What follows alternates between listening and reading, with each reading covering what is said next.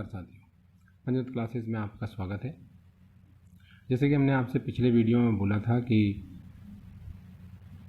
Jail प्रहरी, Madhya Pradesh jail प्रहरी के जो एग्ज़ाम लिए जाएंगे उसके जो पिछले पेपर हुए थे, हम उन पेपर को लेकर आएंगे आज। उसी तारतम्य में आज आपसे पेपर डिस्कस किए जाएंगे। मैं आपको पहले ये बता दूं कि कल जिस बात में हमने उसके आवेदन पर जो चर्चा की थी उसमें ये बात यही थी कि कुल 5 सब्जेक्ट होते हैं: सामान्य ज्ञान, सामान्य विज्ञान, सामान्य हिंदी, सामान्य अंग्रेजी, सामान्य गणित, जिसे कहा गया था कि 10वीं लेवल तक के एग्ज़ाम हम इसमें लेते हैं। अब मैं आप लोगों से ज़्यादा टाइम नहीं ले रहा हूँ आपका, और आगे बढ़ते हैं हम। और हम आपको ये भी बता देना चाहते हैं कि हम आगे भी इसी प्रकार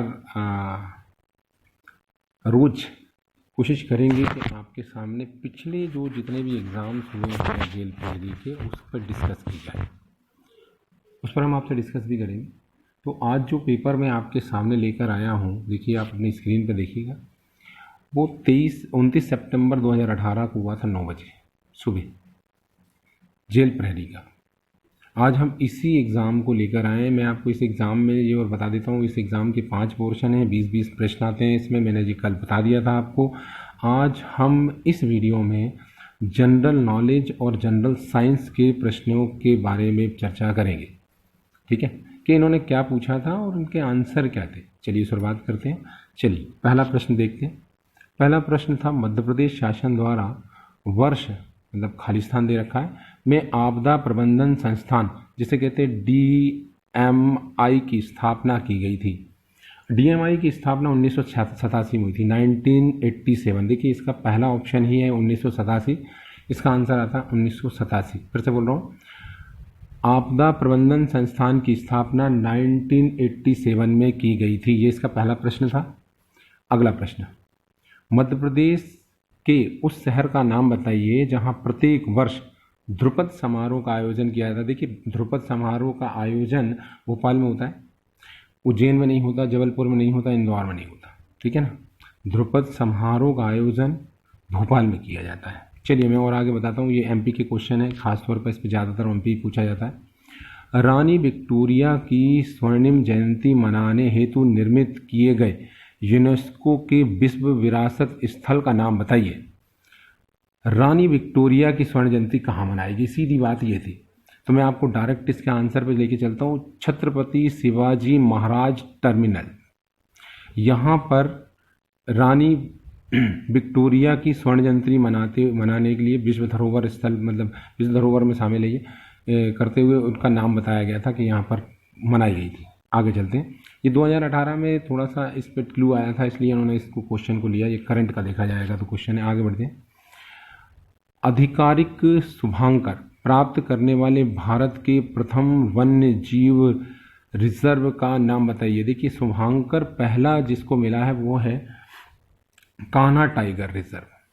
कान्हा टाइगर रिजर्व को अधिकारी शुभंकर मिल गया है, पूरे देश के अंदर पहला था ये। आगे सुनिएगा। मजदूरों और गरीब परिवारों के लिए बिजली सब्सिडी, देखिए संबल योजना थी, ये मैं आपको फिर से बता देता हूँ। क्या हुआ क्या था, मजदूर एवं गरीबी परिवार के लिए बिजली सब्सिडी देने हेतु मध्य प्रदेश सरकार ने 2018 में शुरू, ये भी फिर से करंट अफेयर का एग्जाम क्वेश्चन लिया हुआ है, शुरू की गई योजना का नाम पूछा था। देखिए इसमें सेकंड नंबर पे लिखा है संबल योजना। संबल योजना में बहुत सारी चीज़ें थी, इसमें खासतौर पे इन्होंने बिजली सब्सिडी की बात कही है। चलिए और आगे चलते हैं। 1931 में भारतीय राष्ट्रीय कांग्रेस के किस अधिवेशन में मौलिक अधिकारों एवं राष्ट्रीय आर्थिक कार्यक्रमों के प्रस्ताव को अपनाया गया था। अब ये जो क्वेश्चन है ये नेशनल लेवल का है, ये क्वेश्चन है वो नेशनल लेवल का है। 1931 में कराची में भारतीय राष्ट्रीय कांग्रेस का अधिवेशन हुआ था। इसका आंसर कराची आएगा, ठीक है। चलिए और आगे चलते हैं। मध्य प्रदेश सरकार द्वारा 2018 में राष्ट्रीय कालिदास सम्मान किसे दिया गया। देखिए 2018 का पेपर था, इसलिए इन्होंने 18 पूछा था। इसका सही आंसर था अंजोली ईला मेनन। अब मैं आपसे ये भी डिस्कस कर लेता हूँ कि 2019 का मिला है नंद किशोर भट्ट को। ध्यान रखिएगा इस बात का कि 2019 का राष्ट्रीय कालिदास सम्मान नंद किशोर भट्ट जी को दिया गया। ठीक है, चलो और आगे चलते हैं। दिल्ली में स्थित कमल, जिसको लोटस टेम्पल कहते हैं, किस धर्म के अनुयायियों का पवित्र, ये भी नेशनल लेवल का मतलब क्वेश्चन आता है। यहाँ पर पारसी नहीं आएगा, यहूदी नहीं आएगा, जैन नहीं आएगा, बहाई आएगा। बहाई समुदाय के लोगों का, अर्थात ये एक धर्म होता है, उनके लिए बनाया गया है। हमारे यहाँ तो वो देखने की स्थान बना रखा है हम लोगों ने, तो कि लोटस टेम्पल देख के आएंगे। आगे चलिएगा। 2017 में मध्य प्रदेश के किस हिस्से में दुनिया का सबसे पुराना शैवाल जीवाश्म खोजा गया? अब शैवाल जीवाश्म की बात अगर हम कहेंगे ना मध्य प्रदेश के अंदर, तो सबसे पहले हमने जहाँ देखा गया था वो है चित्रकूट। तो इसका आंसर चित्रकूट आएगा, पन्ना, टीकमगढ़, शहडोल नहीं। ठीक है, चित्रकूट। चलिए और आगे बढ़ते हैं। मध्य प्रदेश राज्य में राज्य आनंद संस्थान के सामान्य निकाय के अध्यक्ष कौन होता है? मैं आपको यही बता देता हूँ, ये जो आनंद संस्थान आता है, इसका शुभारंभ भी इन्होंने शिवराज सिंह जी ने किया था। इसका जो क्या बोलते हैं अध्यक्ष होता है, वो मुख्यमंत्री होता है, राज्य का मुख्यमंत्री, न मुख्य सचिव, न राज्यपाल, न राष्ट्रपति। राष्ट्रपति बहुत बड़ा पद हो जाता है। चलिए और आगे बढ़ते हैं।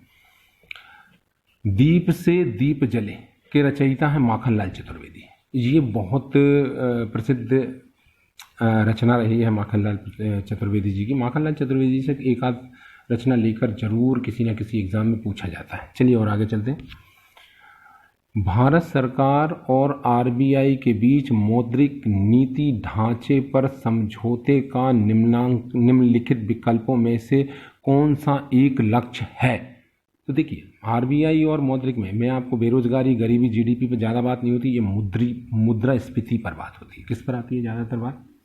मुद्रास्फीति पर। अगर आरबीआई और भारत सरकार के बीच में बात करेंगे तो जीडीपी में बात होती है, जीडीपी अलग होती है, उस पर आरबीआई इतना बात नहीं करती। ठीक है, मौद्रिक नीति तय करती है कैसे? मुद्रास्फीति पर। चलिए और आगे चलते हैं। निम्नलिखित में से किसे भारतीय मेट्रोमैन के रूप में जाना जाता है? ये भी आपका नेशनल लेवल का एग्जाम है, ये कई एग्जामों में पूछा गया, सॉरी क्वेश्चन है, ये कई एग्जामों में पूछा गया था। एसएससी के भी एक एग्जाम में देखने को मिला था। श्रीधरन, श्रीधरन इसका आंसर आता है। ठीक है, मेट्रोमैन के नाम से। चलिए अगला प्रश्न।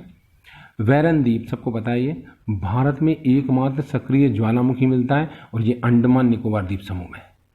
इसका आंसर सेकंड आता है, अंडमान निकोबार द्वीप समूह। ठीक है, ये नेशनल लेवल के क्वेश्चन, देखिए आप गौर से देख रहे हैं तो एमपी के क्वेश्चन हैं, लेकिन पूरे एमपी के क्वेश्चन आ रहे हैं ये नहीं है, इसमें अलग अलग आ रहे हैं। फिर मैं आज आपको एक ही पेपर डिस्कस कर रहा हूँ, अगले पेपर में क्या पोजीशन बनती है उस पर डिस्कस करेंगे।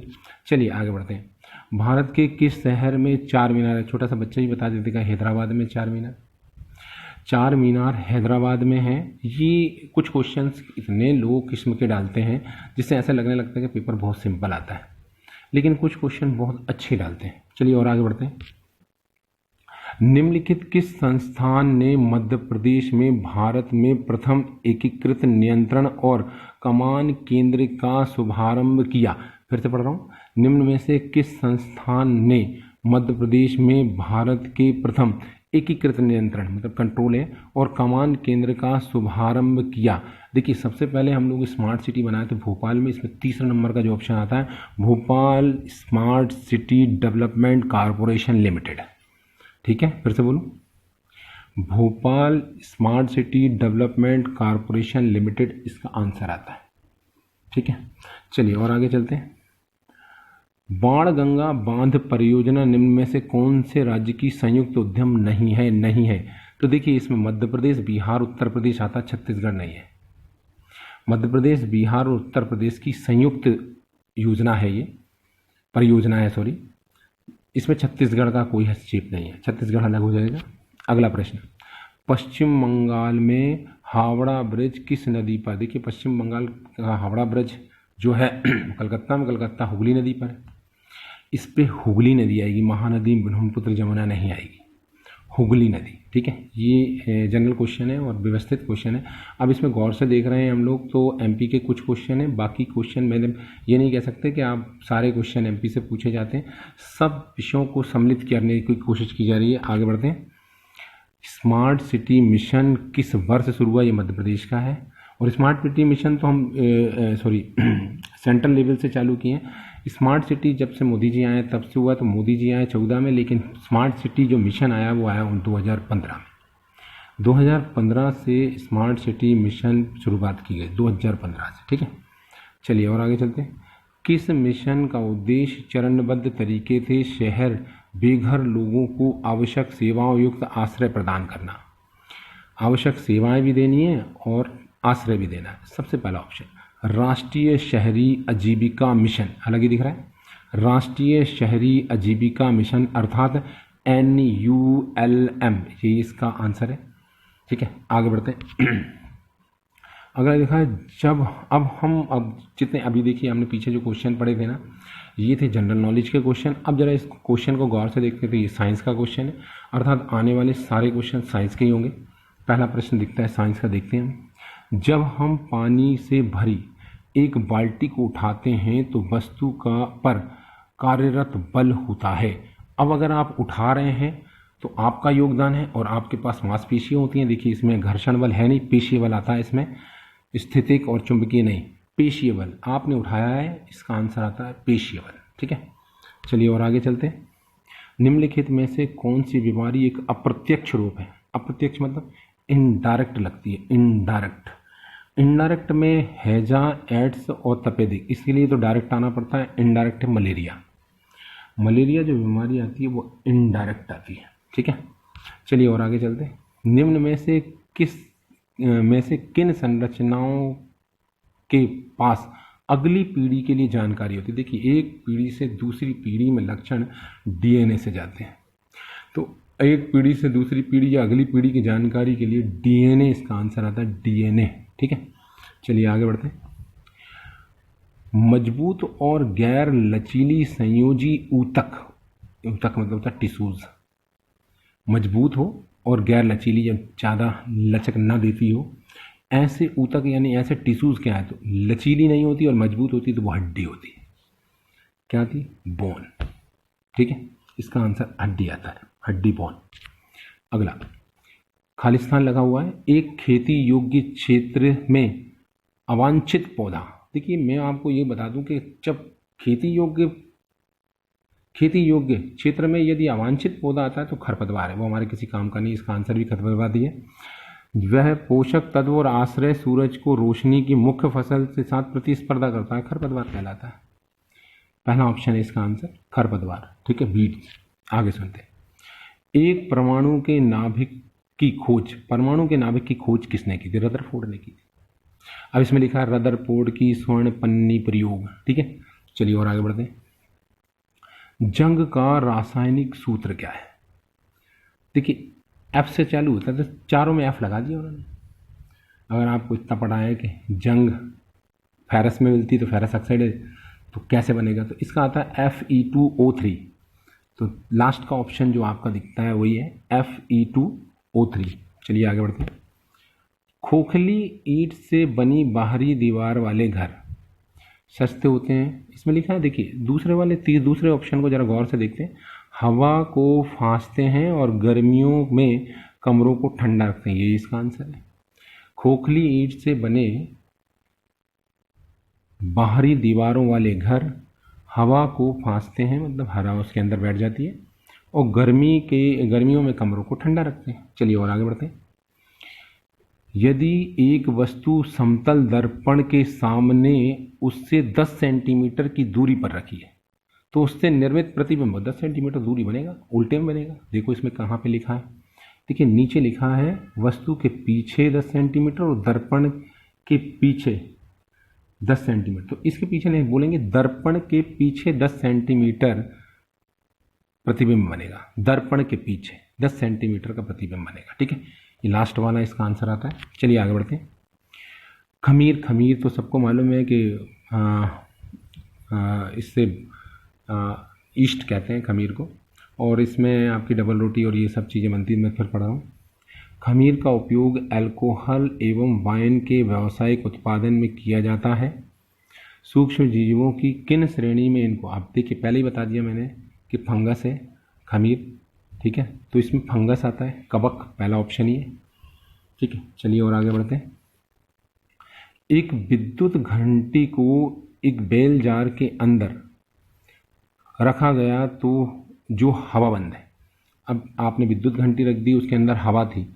अब ये क्या कर रहे हैं, यदि घंटी बज रही है और वायु को धीरे धीरे निकाल दिया जाए, पंप करके हटाने की कोशिश की जा रही है, वहाँ पर निर्वात लाने की कोशिश की जा रही है, तो क्या होगा?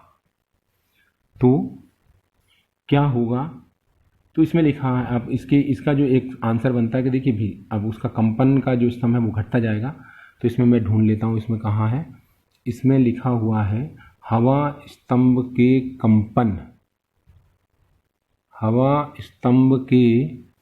कंपन की संख्या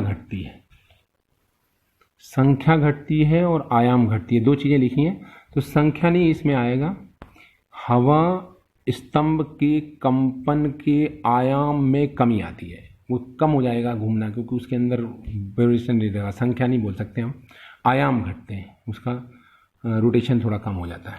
आगे चलते हैं। मिल्क ऑफ मैग्नेशिया का उपयोग किस रूप में किया जाता है? अब मिल्क ऑफ मैग्नेशिया आप लोगों ने सुना है कि नहीं सुना, मुझे नहीं मालूम ये, लेकिन एसिडिक तत्व है। सबसे आखिरी वाला ऑप्शन देखिए, अम्ल तत्व नाश करने में इसका उपयोग होता है। ये साइंस का रटने वाला क्वेश्चन है, व्यवस्थित। भूकंप क्षेत्र में किस प्रकार की इमारतों की जरूरत, जो भूकंप रोधी है। तो इसमें साफ ऊपर वाले में लिखा है भूकंप रोधी इमारत। देखिए भुज में भूकंप आया था तो वहाँ पर पत्थरों पे ज़्यादा था, इसलिए नुकसान ज़्यादा हुआ था। फिर कहा गया था कि वहाँ पे आरसीसी के मकान होते तो कम रहते, आरसीसी की छतें झूल जाती हैं, इसके नीचे बंदा बच जाता है। चलिए और आगे बढ़ते हैं। निम्न में से कौन सा एक रासायनिक परिवर्तन है? देखिए रासायनिक और भौतिक परिवर्तन, दो परिवर्तन होते हैं। इसमें लिखा है नमक प्राप्त करने वाले पानी का वाष्पीकरण, मीथेन का पूर्वोत्थान पानी। अब इसमें एक और चीज़ आती है, जरा गौर से देखेंगे। इसमें मीथेन का जलना, मीथेन जो जलती है ना, मीथेन का जलना एक रासायनिक परिवर्तन है। कबीर का उत्पादन भौतिक परिवर्तन है, काफ़ी के चीनी का घुलना भौतिक उत्पादन, बाकी तीनों भौतिक परिवर्तन है। लेकिन मीथेन का जलना, मीथेन जलती है, देखिएगा मैं आपको बताऊं, ये एक ज्वलनशील गैस होती है और जलती है तो विस्फोटक भी होती है। मीथेन का जलना जो है वो रासायनिक परिवर्तन है। चलिए और आगे चलते हैं। निम्न में से कौन सा टेस्टर कम संवेदनशील होता है?